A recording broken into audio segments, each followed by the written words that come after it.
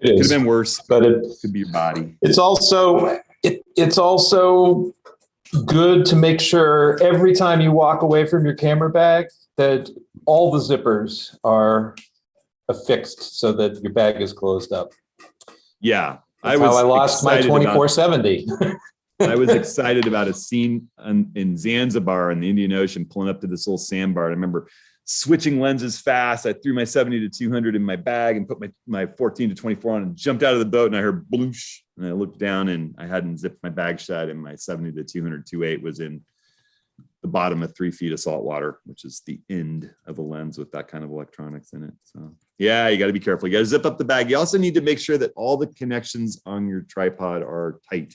You know, before I pick up my tripod to move locations with my camera on it, I'm like, make sure that the spider on the systematic part of the tripod's tight. Make sure that the connection from the tripod to the leveling adapter is tight. Make everything. Just make sure each knob that's possible to come loose is snug.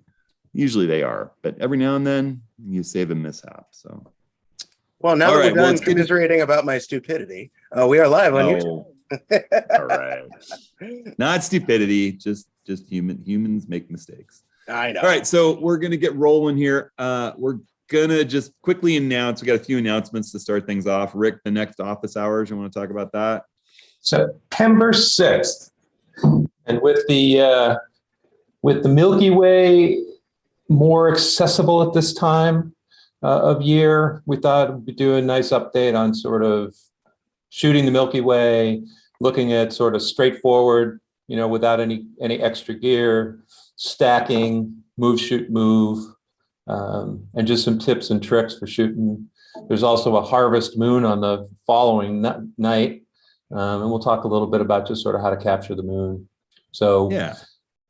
In terms of questions, ask whatever questions you want. If they're about sort of Milky Way night sky photography, we'll probably take those first, but feel free to ask any questions you'd like to have answered.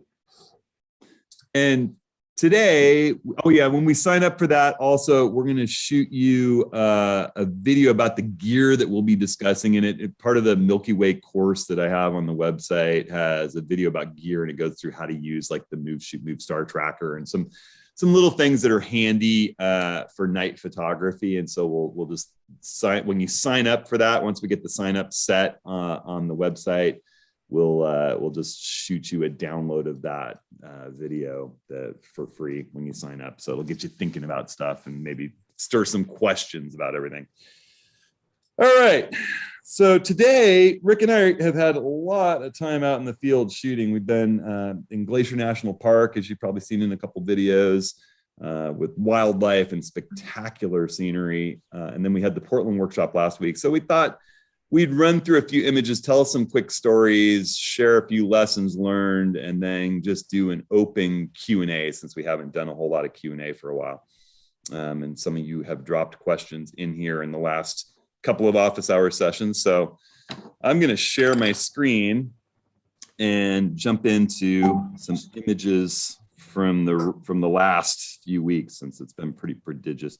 Thought I'd just share some stuff from Glacier. We've been scouting this thing to death, and it is just as special as I remember from my youth. I haven't spent a lot of time here as a photographer, but I spent a lot of time here when I was young, cross-country skiing in the winter and visiting the mountains in the summer.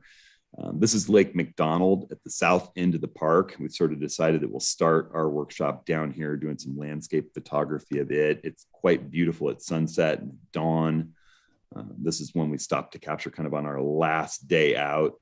Also, just proof positive that capturing 3 frames 3 stops apart in high contrast really does work well, and to my mind, much better than using graduated neutral density filters. Even though this scene would work with a graduated neutral density filter, since you've got that straight line that's so rare, this is just captured on the meter, 3 stops overexposed, 3 stops underexposed, and blended with a quick merge to HDR in Lightroom and a bit of raw processing. You get all that tonality. This is the 24 to 120 S lens that Darren's so woeful about, but will get fixed. It does a beautiful sunstar. Just right there by Lake McDonald. I remember I was going to the restroom, and there. Oh, what, you had something, Rick?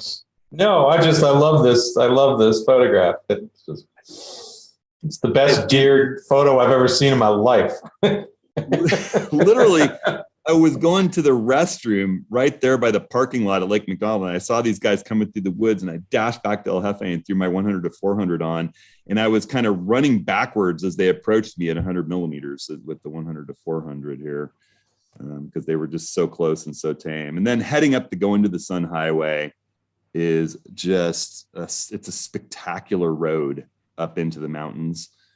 I photographed a lot with both the Z9 and this new little Leica Q2 that I've been carrying around, and I'm just loving the black and white JPEGs out of the Leica Q2. I barely did anything. I just pull the contrast a little and boost the shadows a little in the JPEG. But this is on a little hike. It's actually quite an easy hike, but you can see the trail right here, and there's kind of they've got a steel cable wrapped in garden hose sheath that you can hold on to if you're uncomfortable. But this trail is just spectacular. It comes right out of this little parking lot where there are always mountain goats. And the views there are just fabulous. This is, what you would get at sunset. Really special spot. And as I said, there's just mountain goats playing around up there in the high alpine meadow pretty much every evening. Going up higher, you go into many glaciers, which is one of my favorite spots. And we'll spend a lot of the time in our workshop up in there. You have to go through some Blackfoot Indian Reservation land, kind of a rough gravel road to get to back into the national park. But there's spectacular vistas and lakes and wildlife galore. Rick and I were out hiking. The first minute we got out of the van, we're walking down the trail, and I'm like, that's a bear. This bear's grazing on berries. You can see the berries right there.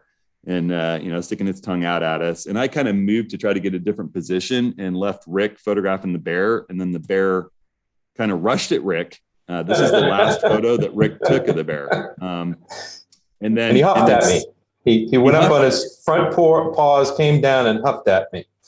Yeah. I'm like watching him cross this path and through the viewfinder. And then he turns around and takes a step towards me. And I'm like, uh-oh. And literally within 3 seconds, he took 2 steps forward, jumped up in the air, huffed, and ran away. From this cute little fella to this terrifying beast. So, we're going to be very careful when we run our workshop there, and we will have bear spray for everyone in El Jefe and a spare can to do a little training on how to use it. And then, we went into this. What's the name of the area where this waterfall was again? Two Medicine Lake, I believe. Two Medicine Lake. There's this gorgeous waterfall that it's really kind of a rock arch in front of it, but it gives you the appearance of the river just rushing out of the side of the mountain. It's really cool. There's just a lot of spectacular scenery. You just chase the light, and it's constantly changing up there. Even the middle of the day, it's just, there's all kinds of things you could do. This is 120-second exposure up at many glaciers. Again, the wildlife, it's all out there. It's so tame, it's sticking its tongue at you. I didn't even realize mountain goats have black tongues. It's kind of cool. It's a special place. Wildflowers and macro potential. We had another bear encounter here. Actually, we found this spot that's just a really wonderful spot to photograph this waterfall. And we noticed there's a ranger's truck sitting on the bridge over here. And then all of a sudden, moose crosses the river. And then we hear the ranger shout, "Bear!" And I look, and out of the bushes is this bear, not coming at us. She just looked at us and ran away. And the ranger said, "You got to get out of here. She has a cub." And we booked it down the trail with our bear spray in hand, and then photographed her from across the river. You can actually get close on the road, and there, sure enough, was a cub with her. Pretty cute little devil. And just the cloudscapes there were beautiful. It's kind of a never-ending spot filled with wildlife that's got wonderful landscapes to photograph too. We saw more bears. This we comfortably photographed from El Jefe, right across the road. I didn't crop at all for these. There's plenty of it's a special spot. This again is many glaciers looking up toward it. And this is actually that dusty road through the Blackfoot Reservation. It almost makes it look like a mist on the water. This is a beautiful, beautiful sunset night. So, and then we had our Portland workshop this last week. Great crew of folk. We photographed a lot of waterfalls, got into one of the most spectacular falls that I know of in Panther Creek. Just love that spot. Here's a pano of it, actually with the Leica. I went kind of light. Yeah, I think we had a great time. Photographed some cityscapes, street photography, practiced, panning some motion with a slow shutter speed and looking for those kinds of interesting scenes out and about the city. Drank some good coffee, ate some good food, communed with some great folks. We had some nice light in the gorge up the here's it. Looking at the Vista House and Beacon Rock up the way there. Been a nice day at Mount Hood. We focused a lot on Mount Hood too. We had ospreys flying around Mount Hood. I was playing around with the 100 to 400. We had a really, really nice moonrise, full moonrise kind of at sunset with Mount Hood. So pretty great trip all in all. Did you say, Rick?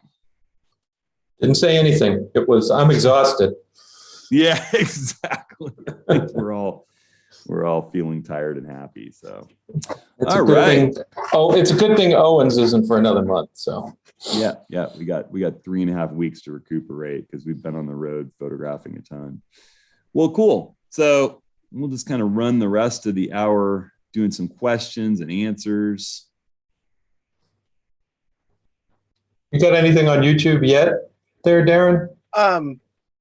In the discussion about Glacier, there was a question on, are there glaciers still in Glacier National Park? Not It many. didn't look like it in the photos. Yes, there are not many. There are a couple, but they look really small, and from my memories as a kid there, they're really, really small looking. Yeah. It's sad to see. I don't think there'll be glaciers there pretty soon. I mean, the remnant glaciers that are there are pretty small. And by the time we were there, covered in dirt and muck. So. Yeah, there really wasn't much.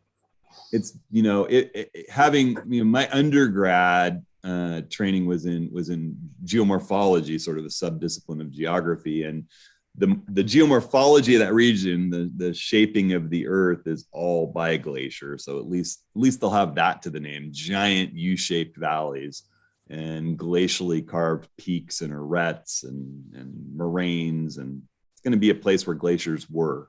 I'm sad to say. Okay. Well, I saw our good friend Judy out there. So I'll start with her question. She says she appears to have over-tightened the cap on her new Nikon TC teleconverter. She says the camera side's fine, but the lens side will not turn. Any ideas about how to remove this without damaging the teleconverter? I will say, so that's the big gray cap on that teleconverter. It has a protuberant piece of glass sticking out that goes into the lens, and they have this bigger gray cap on it. And I've had mine, now that I think about it, a bit tight. I would get a good grip and give it a hard twist, making sure you're going the correct direction. But if you can't do it, I would say the best thing to do is take it to your local. She sounds like she's got something to say. Okay, let's unmute Judy. Can we? Okay. There you go. So I sat it in the sun. That's a terrible thing to say, for about 45 minutes. And then I put a strap on it and got it off. Oh, good for you. I was very frustrated, though, by the whole experience, because the moon was just right in my yard, straight up. And I wanted to put the 2.0 on there and bring it closer. So I'm in the dark, turning it the wrong direction and apparently tightening it to the point of, and then I tried to put my 500 lens on my camera and think I was going to get something, but that didn't work. So it is what it is. It's now off. No, There's no well, moon. I am There'll glad. be a moon in September, I suppose. There will be a moon in September. Yeah. Right after the office hours, actually. Yeah, it's super frustrating when those kinds of things get in the way. That's one reason why I've switched to the magnetic filters, because I've had so many experiences where you get it just slightly cross-threaded. And all of a sudden you want to put neutral density on, but you can't get the adapters apart, or the filter off the adapter, and you're just, I love the ability to just spin a magnetic adapter on that's a little wider than the lens and easy to grip, and click. So I hear you. It's frustrating. I'm glad you got it off though. That was actually really smart. Warm the plastic up a little bit. Yeah. Well, Jerry Sutherland said that he had to cut his off. I don't even want to ask about that, but terrible. Yeah. Wow. Well, unmute Jerry, because he's right here. Did you use a hacksaw or something? Wait a second. He's still muted. I don't want to think about cutting it off. That sounds terrible. You should be good here in a second. If he's connected to audio, there we go. There we go. No, I used a Dremel tool. Oh well. Oh, okay. That's a little. Right. That's a little better than thinking about a hacksaw, at least. So Terry, did you see? I'm assuming you've since put the cap back on. Yes. And it's working fine. It's coming on and off. Okay. I'm seriously considering, there's just a tiny little arrow on there that's so small that, of course, I can't see it, especially in the dark, and you can't feel it. I'm seriously putting a arrow on there in white, so that I know which direction to turn it in the future. But the sun did the trick. 85 degrees in the sun. It had to warm up. It's black. It's a black thing. Yeah. Sharpie. Well, there's no electronics in that to fry. I mean, I think the glass. Yeah. Fine. Yeah. Harold said that he keeps one of those rubber jar lid removers in his bag for that very reason. I also have something similar in my bag. So, I had the rubber thing. I couldn't get it off. Yeah, I accidentally turned mine and found it was really difficult too. I got it off, but you got to be careful not to over tighten that. That seems like a defect that Nikon should know about. Okay. So moving on, we had a couple of similar questions that sort of talk about, preparing for travel and looking for photo opportunities. Eddie asks, what do you recommend when traveling to a new destination? You want to know where the locals go, or how do you find local photographers? Carl asks, what are the things that you look for before you even get to a place? And then when you're there, what do you use to sort of help get set up and find those places where sun's coming up, moon's coming up, Milky Way, that sort of stuff? I'll talk to it first for a second, and then you can talk to it, Rick. I in the past have used, if I'm traveling internationally, I used to use 500 px. I think that's kind of a dead site these days. You can look at whatever social media you use. You can search for the location and see if there are people with interesting photos and reach out. I find that Google Photos does a pretty great job. We're talking about a family trip to Italy next summer with my wife's family, the Guginos, because her folks have never been, and it would be fun to take them. And I'm looking at images from some of the places we're talking about going on Google at this point, a year out, just sort of thinking about, well, what are the photo opportunities there? And then I'll look at Google Earth or Google Maps and think about angles. And you look at photo pills or Sun Surveyor and think about, what's the moon going to be doing at that time? If I'm going to some place where Milky Way might be a possibility without so much light pollution, I'll think about when is there a new moon. I'll be kind of looking at the moon phase, because the moon gives you opportunities for sliver moons rising, in the blue hour before the sun, or setting in the blue hour after the sun. It gives you the opportunity for full moons rising in opposition to the sun, with the last light of the sun still playing on the landscape, or its absence gives you possibilities for Milky Way. And then you can use apps like photographer's ephemeris online or photo pills, to start thinking about, well, where are these things going to be happening in relation to where I'm going to be? You know, say you're going to be in Rome and you're thinking of the Colosseum, where would I be to put the full moon that's rising half an hour before the sun sets with the Colosseum lit by the last light of the sun? You know, and looking at photo ephemeris online, it's worth it to me. What is it, $30 a year or something, Rick? Yeah, it's under 50, I believe. Yeah, you sign up for that and it gives you full access to Google Maps, and you can place yourself on streets and look at the Google Street View of, you know, what's the view of the Colosseum, and you can see a line at what time of day, where will the moon be in relation to where you're standing. It's pretty cool. And you can drag the timeline and watch it moving through the landscape and think about it. Then when you get there, you whip out your phone with photo pills and go into its moon section and choose its augmented reality, and you can be there the day before and set the date for tomorrow and literally drag the timeline and look at a vision of what the moon's going to look like playing through this street using your phone's camera. The technology is just amazing these days. But, you know, I start at home generally myself with Google Photos, Google Maps, and then looking at, I like Sun Surveyor just because of the way that its ephemeris data is laid out in my phone. It'll just tell me, you know, what are the photo opportunities in August of 2023, you know, or June of 2023. And it'll say the Milky Way visibility from on June 3rd is going to be from 1 a.m. to 4:30 a.m. at this azimuth on the compass, you know, at 180 degrees due south. It'll tell me that there's going to be a full moon in a color changing sky at 7 p.m. on June 18th. You know, it's really, really nice to sort of look at that and then start using the photographer's ephemeris to dial in what's the angle going to be from this spot, and look at other people's photos of those spots. And you kind of get it in your head, well, maybe this kind of image could be created, but then don't, you know, get too rooted in that, because when you get there, things are always different than you expected. Yeah.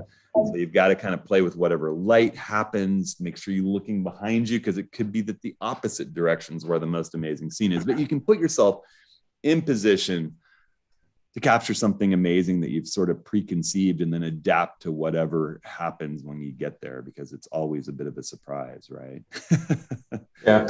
Yeah, I would agree. I think the web, for the desktop version of Photographer's Ephemeris, is phenomenal. Yeah. That's the one that I use when I'm home thinking about going somewhere and shooting. I'm not a big fan of the phone app. It's just a bit too constricted for me, and photo pills and even Sun Surveyor are better, I think, for sort of helping you when you're in the field, when you're on that location. If I'm really interested in a place, I will check Flickr, I'll check 500 pics, but I'll also go to Google and I'll just type in, you know, best photo locations in blah, blah, blah, you know.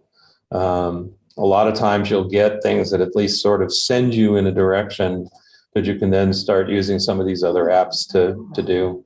So other than that, pretty much the same. I was just gonna, I thought as long as we're talking about it, I'll pull it up for a second. Hold on here. Come back into my meeting, share my screen. So here we are logged into the Photographer's Ephemeris, and I'm sitting here with a satellite view. You can change your view from map to satellite, but I happen to be in Arches the last time I was looking at this, planning for last year's Moab workshop. And you can see I have the date set for October 19th. I can jump in here and look at events that are going to happen. I can go into my calendar and set it to today, August 16th, 2022. I can move around. I can, you know, go in and choose a different date, scroll through months and years. So, you know, here's today at Double Arch in Arches. I can move this pin around and set myself, you know, over here by the road if I want. And the lines are indicative of where's the sunrise going to be, where's the sunset going to be. That's that bright yellow line is sunrise. Sunset is that darker orange line. Moonrise is the pale blue line. Moonset is the darker blue line. And here we are, you know, you can sort of see right now there's sunrise, 5:58. You can see the sun is behind the horizon. It's this faint little orange line here. And as I drag it, as it crosses that line, the moon is playing across the landscape here. It's this kind of blue-gray line. They're both moving. You can see now all of a sudden the sun is out and it's moving through the landscape like this. So I'm dragging it through, and now you'll see the moon is getting closer to set. Right now they're both up at sort of their zenith. You can see their little signs here. This is the horizon. This is how far above the horizon it is. This is how far below, and it gives you that in degrees. And you can literally drag this line through, and you'll see the moon is crossing the horizon there, and it's behind it. Now it's under, and all you have is the sun out, and it plays through the landscape. And as we get into sunset at 7:30 p.m., 8 o'clock p.m., it's setting. Boom, neither of them are out. So they're both behind the horizon right there. So it's a really cool app. You can play with it just like you would with Google Maps. You can zoom in and out. You can type where you want to go, say Portland, Oregon. Boom, all of a sudden, go. I'm in my hometown today. There you go. And move your pin around, zoom in, zoom out. The satellite view is fantastic. I think that and it's $25 a year. Yeah, well Which, worth it for $25 a year. And you can use it without paying $25 a year, but you don't get the satellite and you don't get the level of granular detail that you get if you do pay the fee. Yeah, I also think for that price, it's worth supporting those guys. They've been working at it for a long time, and they gave it away free for a long time too. Yeah. So it's good quality scouting software. Okay. And then when you get on location, I really like photo pills for looking at the scene and playing what's happening through with your phone's camera. Yeah. David Williams asked, he said he's looking for a 40-liter pack. He needs a good pack with some weight on the hips. He recently had complete shoulder replacement. Well, I as far as a standard pack you're going to buy out of the store instead of a custom pack designed for a bum shoulder, which Charlie Johnson can talk to because he just had one made for a rough shoulder. And maybe we'll unmute Charlie to come in after me. But if you're buying one off the rack, I have yet to use a bag better than the Naya Evo. And their 60-liter pack compresses to about a 40-liter pack. It has expansion where the front pops out to load more gear in, and then a roll top dry bag that folds down. So it really is sort of a 40-liter bag that can expand to 60. And it's, to my mind, their 60C Fjord is about as great a bag as you can get. They make a 36-liter too if you don't want that expansion, but I mean, it's 40 liters essentially when it's folded up. It's not a huge pack, but it has this zipper expansion down each side, which lets the front end come way out on both sides, and then it has that roll top dry bag, which is especially useful when you're out and suddenly get a bunch of wet gear or something and you want to store it completely separate from the rest of the gear in your bag, because it's a completely like kayak grade waterproof zipper dry bag up top, and it's out of your way when you don't want it, but you can throw a bunch of wet clothes or jacket or whatever in there and it's totally separate from your gear. So and it really does put the weight on your hips, and it has a well-built, sturdy, adjustable harness system for different torso lengths. So I don't know, Rick, you love yours. I absolutely adore it. That's the best pack I've ever owned. The dry bag, I was not hesitant, but I was wondering how much I was really going to get the dry bag. But when we were traveling this spring in Death Valley and Joshua Tree, it's perfect for putting in, coats and all sorts of stuff. So, and it comes with a sort of a stretchy, they call it a beaver tail in the pack world, but it just clips into these attachment points on the pack, and it has sort of a little pocket you can put stuff in, and it stretches out, and you can stuff gear into that too. I mean, it's just really, and it comes with a pack cover, you know, unlike a lot of others that make you buy that separately. Tons of attachment points. It's just a great pack. I love them. And the guys are super sweet who are building them. They're doing a Kickstarter right now, and they still have a deal on a few of those 60Cs where you can get it for supporting them on Kickstarter. They're changing their fabric to this fabric that's completely made out of recycled fishing nets that they get out of the ocean to try to be a more sustainable company and do something good for the planet.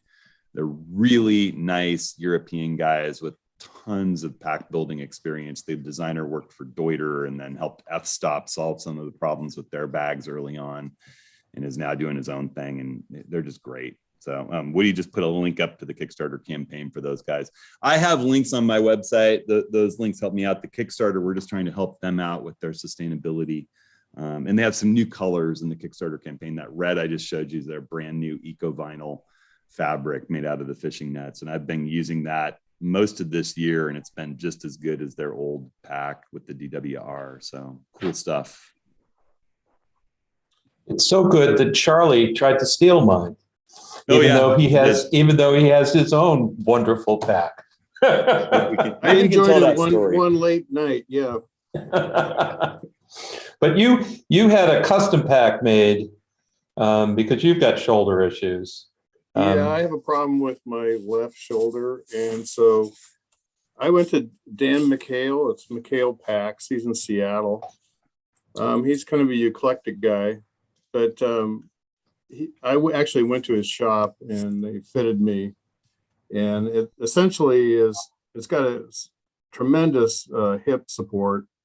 There's virtually no weight at all on your shoulders, and then the way it's set up is it only has one strap that really touches my shoulder, so it works pretty good. It does not have all the bells and whistles of the pack that you guys were just describing, where it's really customized for photography.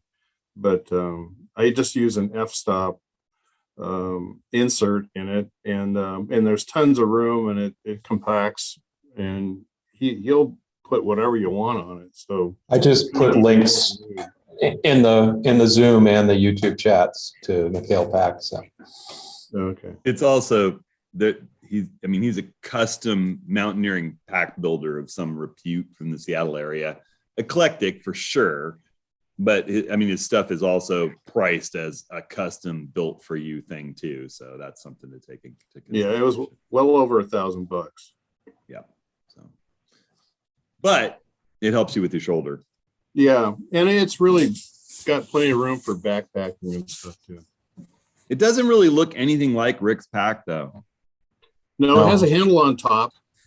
and they're both, ours are both green. But we had a late night. This is kind of an inside joke, but it's a funny story. We had a late night photographing in Joshua Tree, and there was just early in the morning. Both of their packs are green. You know, we had been up like all night. Everyone's exhausted, and everybody left the van and headed off to go where they're staying. And Charlie was staying with his wife at a house nearby, and I was getting ready to go to bed for a few hours before we start the next day. You know, it's dawn, and Rick says, "I left my pack." You know, and I look, and the only pack in the van is Charlie's, and it looks enough different. It didn't occur to me that maybe Charlie picked up the wrong bag. And Rick and I spent an hour, hauling as fast as we could back to where we've been photographing the Milky Way, and the pack wasn't there. And we had tears on the side of the road because Rick's A1 and everything he has is in that pack. And we're trying to figure out what we do for insurance. And then we get back, and Charlie didn't even notice till he woke up. Yeah. I didn't even notice when I took it into the house. I mean, it was that. Yeah. It was just that it was like what, 2 o'clock in the morning or something. It was crazy. There was a lot of joy when we realized that's what had happened. All right, let's go. We got a bunch of questions.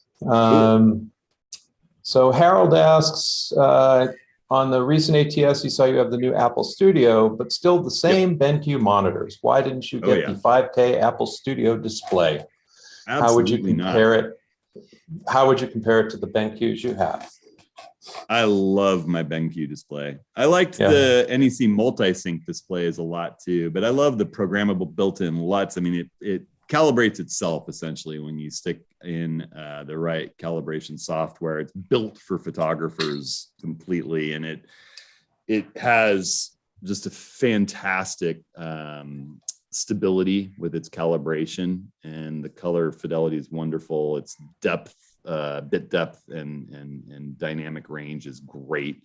It's just a really high quality display. I've never been a giant fan of the Apple displays. But you know, that's just me. I do think that the Apple displays are, especially the higher end ones, are pretty good, but you're still paying a premium. And to be honest, the calibration aspects of the BenQ monitors are amazing. I mean, and Ezio and some of the high-end ISO, and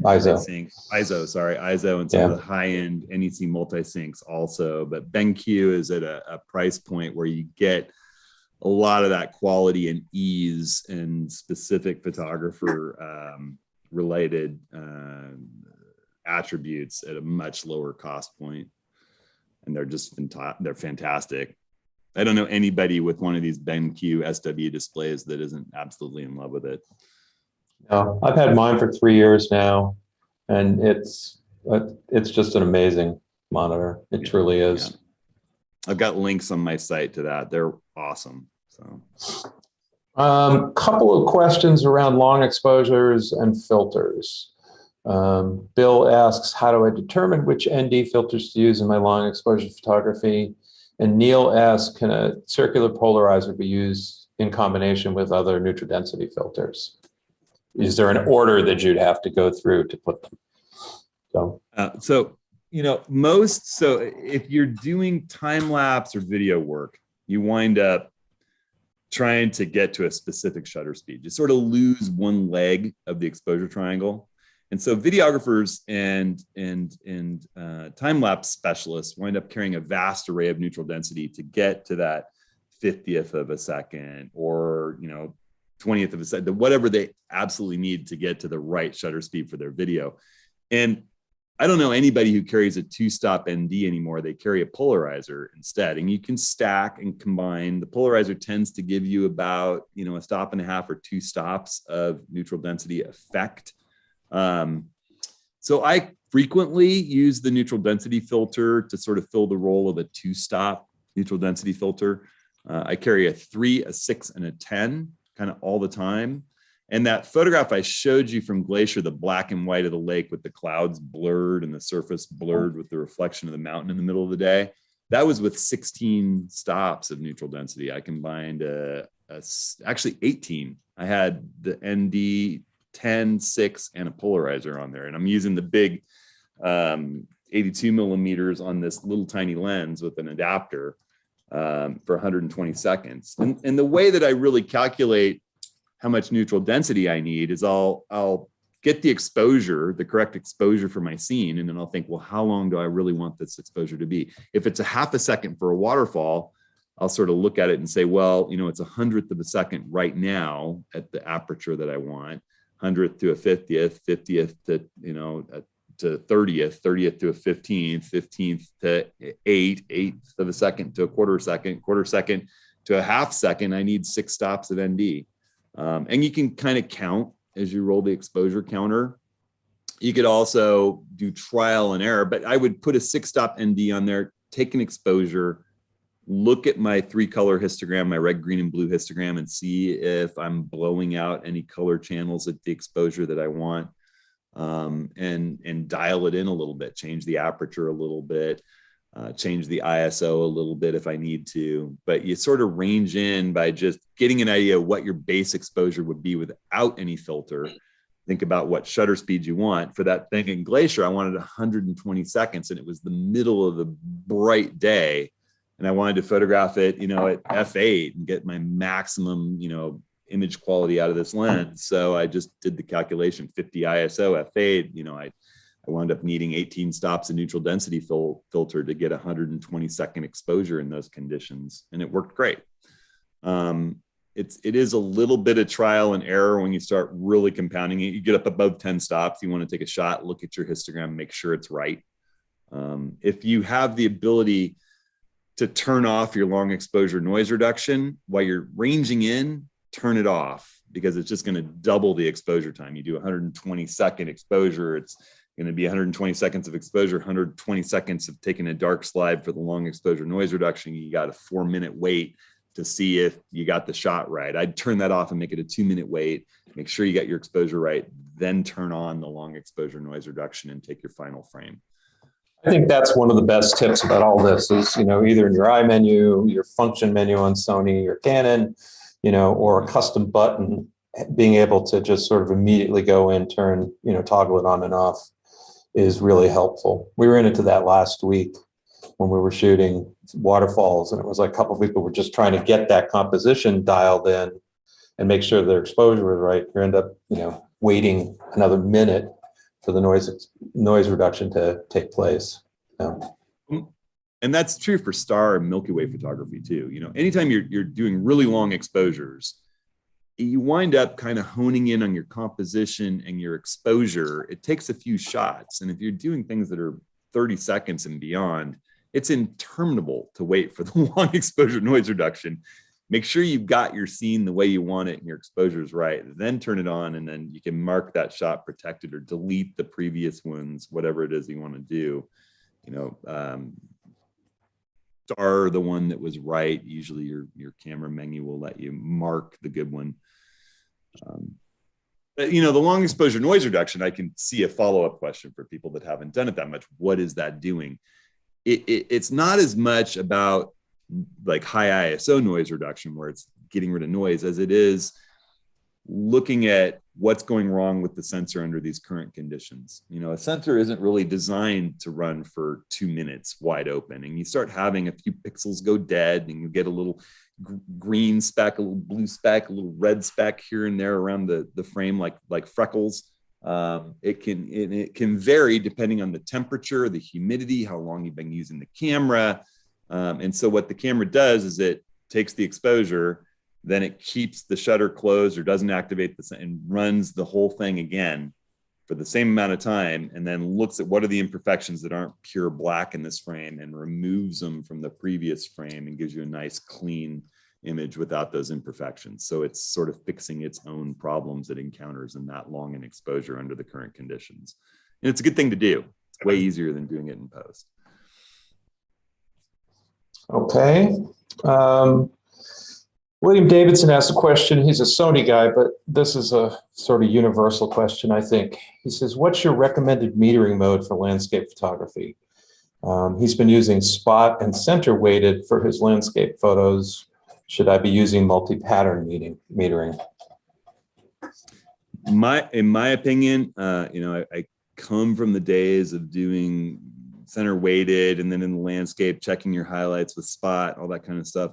I think that the cameras are so sophisticated now that for the past, it's been a decade since I've done much of landscape photography as a general rule. That's not just in my matrix or evaluative or whatever your brand calls it. They're sophisticated. It's looking into the image library of millions of images in its brain and calculating what you're doing. I find that they're great in snow scenes even nowadays. It used to be you needed a couple of stops of exposure compensation to work in snow. It knows snow from grass now. It's just so good. That being said, I still take a look at my histogram and I fine tune it. When I shoot landscape, I'm shooting in manual mode, manual ISO. I'll use the meter as a gauge, and I use matrix metering in the Nikon world. That's evaluative and Canon. What is it in Sony? Multi mode, yeah. Multi, and it's multi in Leica too. And every meter is a little bit different. It's interesting. This Leica that I'm shooting with, it tends to overexpose because it's really focused on people and street photography. But they added, because of user demand, a highlight weighted metering mode that really more mimics what I'm used to with Nikon, where it's trying to protect highlights. So, for everybody but Leica shooters, I would just use the straight up evaluative, multi-matrix. If you happen to shoot Leica in the landscape, I'd go highlight weighted, just to protect highlights. And then you look at the histogram and make sure you're not blowing all 3 channels of the histogram out.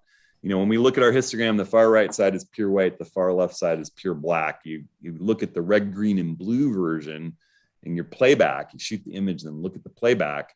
And you don't want, even if you're shooting into the sun, it's nice to not have all 3 channels completely blown out on the right side. You're probably going to blow the red channel out shooting into a backlit sunset. But it's nice to have a little bit of room on the green and the blue channel in that type of scene, so you're not losing all the detail in the scene. And whatever's all 3 channels are blown out to the right, there's a spike on all 3, back off a little bit. Yeah, I think, this comes up in every workshop we do, learning to use the histogram properly. I spend time with 1 or 2 people during all the workshops, just sort of walking through why you look at the histogram, and it's a combination of metering the scene, trying to understand what you're trying to get out of that scene, and then adjusting your exposure as best you can. And I showed that sunstar of Lake McDonald at the beginning when we were showing the Glacier National Park images. That I talked about bracketing and combining 3 images. That's the situation where your histogram goes off both sides. You can't move it to get rid of the highlights because you're just getting rid of more blacks. Well, that's the case where I say shoot 1 on the meter, 1 3 stops overexposed, 1 3 stops underexposed. And the really important one is 1 on the meter and 3 stops underexposed, because we can recover shadow detail. We can't recover highlight detail. You're wanting to capture those highlights. And when you blend those and merge to HDR in the landscape, you get this nice new linear DNG file if you're using Lightroom, on one file if you're using on one, different software is different, but you get this nice new linear file that has all that exposure data compressed into one file that you can then start using your sliders and recover those highlights, because you've got the highlights from the underexposed image, and you can pull the shadows up because you got the shadows from the overexposed image, and all the midtones are from that neutral image. You have all that to play with in one image. That's why I say graduated filters are dinosaurs in this realm.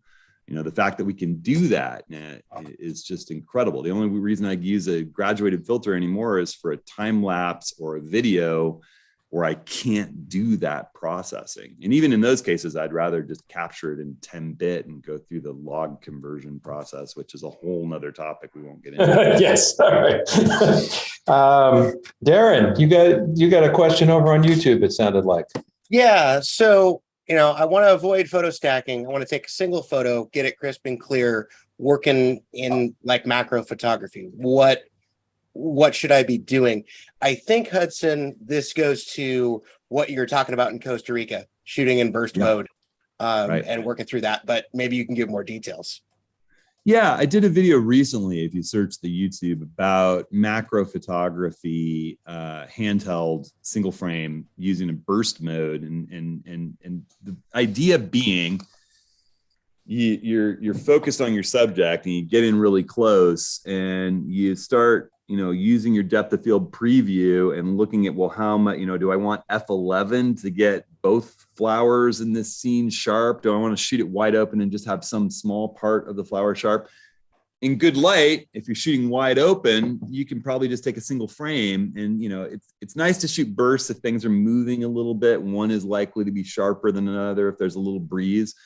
But if you start lowering your shutter speed in order to keep a lower ISO, you're going a little longer shutter speed, which is reducing your ISO. I do this in auto ISO and manual mode. So you can adjust your aperture, you can adjust your shutter speed, and the camera is keeping the exposure right with ISO. And you're watching your ISO and you're like, wow, trying to do this at 200th of a second, I've got a 1600 ISO. Why don't I back down to 100th of a second and get 800 ISO, or even 50th of a second and get 400 ISO, and then put it in burst mode and just be leaning there and just fire a burst, because you're more likely to get a shot in the middle of that burst that has no hand-holding induced shake in it. It's the same as shooting wildlife with a long lens at a slower shutter speed.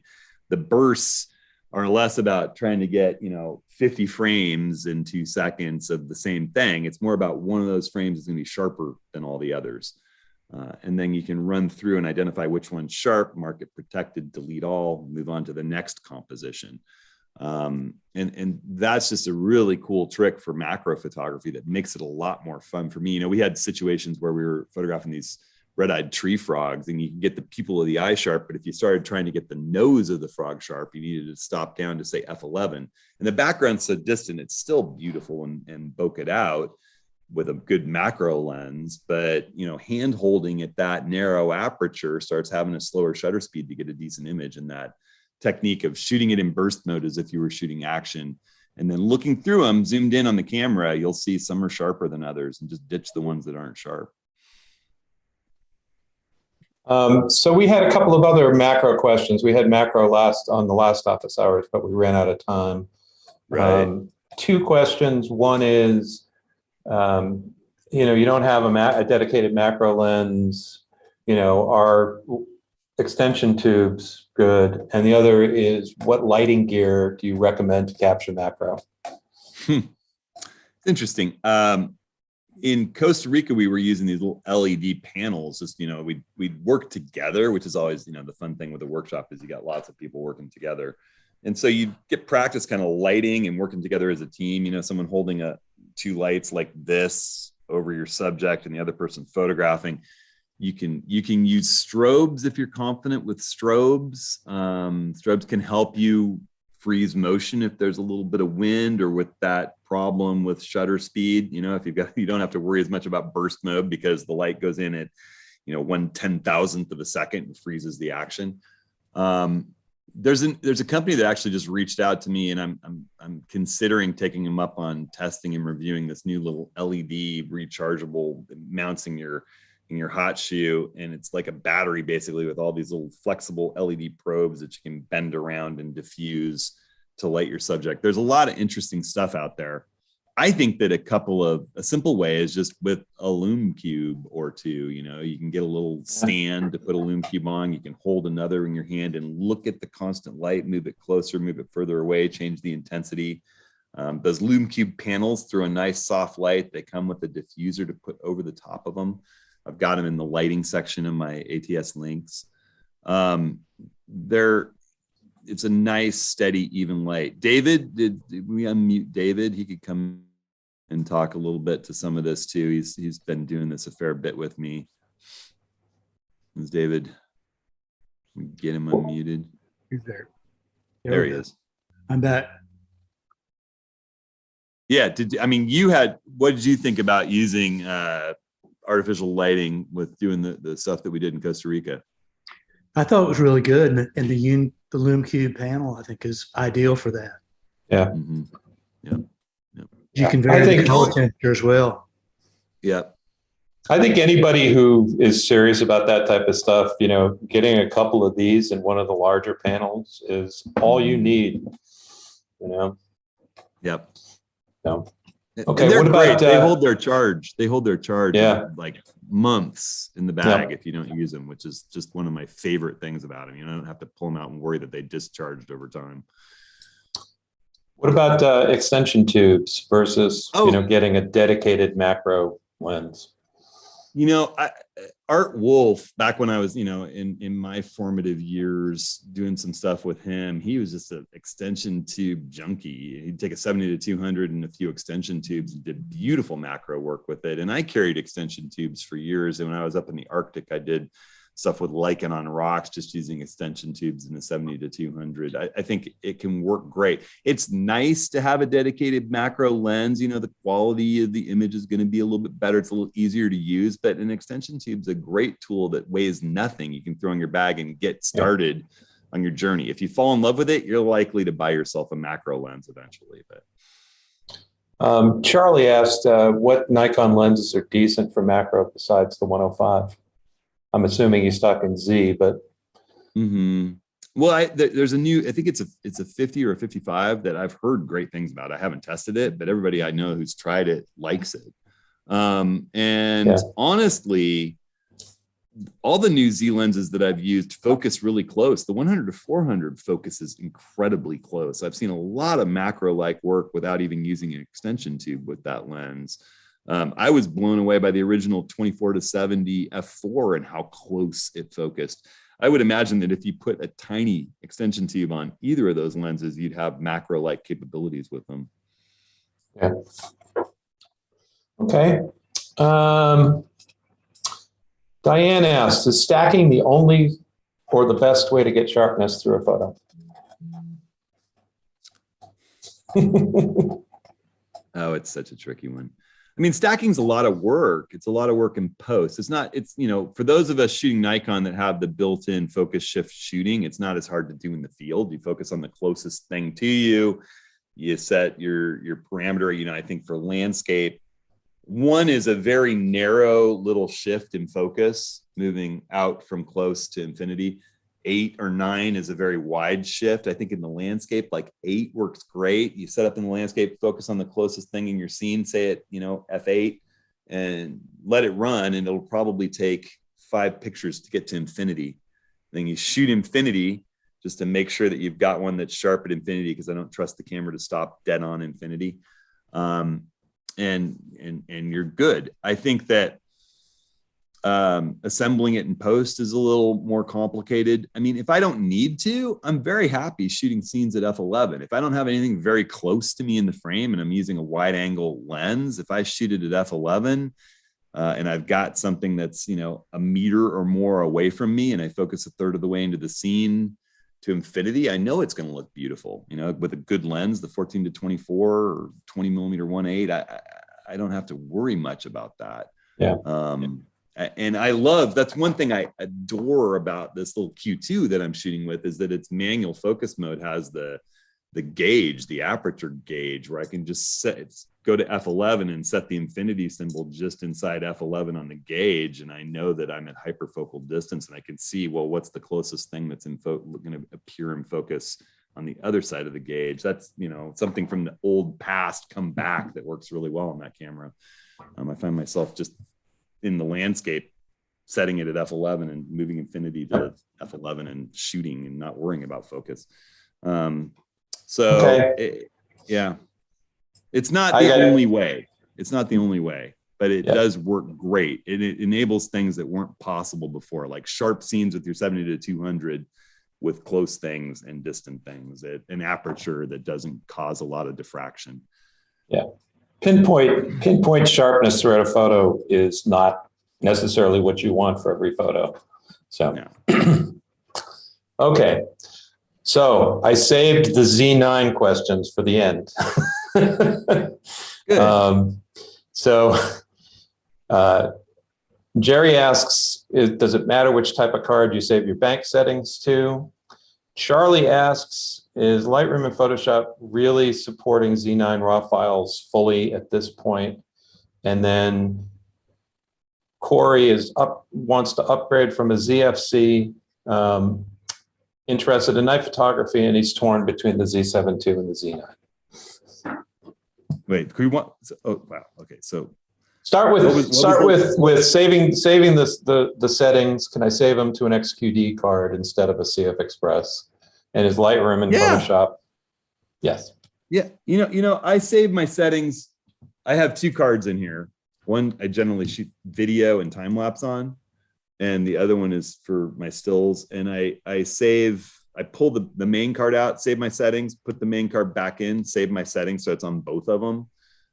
And before, I have a procedure for saving your settings, even though you format your card. Formatting your card, you blow away everything, including your saved settings. But what you do is you go in and you load settings, format so that you're back to the stock settings that you want on the camera. You don't touch a thing, you format the card, then you save settings again. You know, and it's back to saved. It's just a 3-step process. It's a little bit of a pain. I wish that, like other brands, they would just store the settings to internal memory, but they don't. So, you know, you gotta work with what you got. What was the second one? Are Lightroom and Photoshop, do they fully support Z9 RAW files now? That's a debate that's raging. I don't know how much of it's paid for by Capture One or Capture One aficionados. I don't know. I have no problem with Lightroom's handling of my Z9 files. You know, I'm not upset by the image quality out of this camera. It's very similar to me to what I'm getting out of my Z7 II and what I got out of my Z7 and what I got out of my D850. It's a high megapixel camera. You know, if you've got noisy images, there are options for dealing with high megapixels, high ISO images. And I think I particularly like DxO Pure Raw and Pure Raw 2. Other people love Topaz Denoise. Other people like On1 No Noise AI. If you're an On1 user, you should be using On1 No Noise AI. They clean those images up beautifully. I find that reasonable ISO images they're gorgeous on this. Tons of dynamic range. I don't have a problem with the way that Adobe's handling these files. And like every other camera, you know, slowly they'll keep fine tuning it and it'll just continue to get better and better. They got dinged for doing the right thing, to my mind, which is that in the past, you get your brand new D850, you know, because of what I do, I'm kind of an early adopter and I get things, you know, right away when MPS gets them shipped. Lightroom won't even see the files. You have to wait 2 or 3 weeks using Nikon's horrific software to look at them or something else. And then they put it out for Adobe DNG converter. And all of a sudden you have to convert all your files to DNG to bring them into Lightroom to see them. And then, you know, 2 months later, Lightroom would handle the files when they got it all cooked to where they're happy enough with the result. Well, instead, this time they just said, well, we'll give it basic coverage, but we won't have the special sauce cooked quite right yet. And they let us work with the files from day one, which is far preferable to me, but they didn't look great. And then they got significantly better with the next update to Lightroom that included coverage for the camera. But I think a lot of people were like, whoa, these look terrible. So, you know, I wonder, is Adobe going to go back to not supporting them again new because they got dinged by this? I don't know. But for me, at this point, with multiple Lightroom updates, the files look great. I have no complaint with Adobe handling of those files. Comes to Z7 II versus Z9. I don't think you need a Z9 necessarily. The place where it shines is if you photograph wildlife. If you photograph wildlife, it shines. The Z7 II does a great job with people, does a great job with pets, tracks large moving subjects that are obvious if you're moving the camera, following them really well in its auto area autofocus. It's more cumbersome to have to select the subject tracking override and deselect it, you know, and you have to kind of learn to use their auto area autofocus modes. The Z9's dead simpler to use to track subjects. There's not as big a learning curve with it, and it tracks eyes of all kinds of different creatures. I mean, not just mammals, but reptiles and birds, and it's pretty incredible. And it seems to be getting better all the time. It also tracks, you know, automatically cars and boats and planes and trains. If that's the kind of thing that's your bread and butter, and tracking subjects and speed and, you know, fast frame rates, it's pretty darned incredible. It's also wonderful for night shooting. Even though it's big and bulky, it has just an incredible ability to visualize the landscape at night in its starlight mode. If you move the camera looking at it, it'll be like a terrible acid trip gone wrong where everything's all tracery in it. But it uses this low light focusing mode where it just slows everything down and intensifies the light. And you can actually see the horizon when you're doing Milky Way compositions and the stars, and put the focus point on a star and focus on that star. It's just a whole nother level for night work if people love to do night work. Other than that, you know, image quality is no better. I think it has a slightly reduced dynamic range in this new sensor. It's really slight. It's not a big deal. Z9. The Z9 has slightly less dynamic range than the Z7 and the Z7 II and the D850 sensor that went before it. But I mean, as far as image quality goes, you don't gain anything jump into the Z9. It's just about autofocus prowess and low light composition and focus. I mean, those are the two things that gets you. And a vertical grip, better handling with a big lens like the 800 PF that I have, or the 400 2.8 that David has. You know, as soon as I started shooting with the 800, I'm like, oh, this is why vertical grips are important. You're hand holding this big long piece of glass. If you went like that, suddenly you got this bunch of weight on one arm. If instead you just rotate it and keep your elbows into your torso, you're still supporting it on two sides. It makes a big difference. I am going to weigh in just to sort of say that I think the Z7 II is a pretty amazing camera. It's much cheaper than the Z9. Yeah. And, you know, you really have to want some of those specialized things Yep. to make that investment in the Z9. It's bigger and heavier in all regards too. It takes the same space in my camera bag as a Z6 II or a Z7 II or a Z6 or a Z7 with the 24-70 f4 on it. You know, I can put those camera bodies like this with a lens on it in the same spot that I put this body with a cap on it. You know, it's big. There's no two ways about it. It's a big, expensive camera.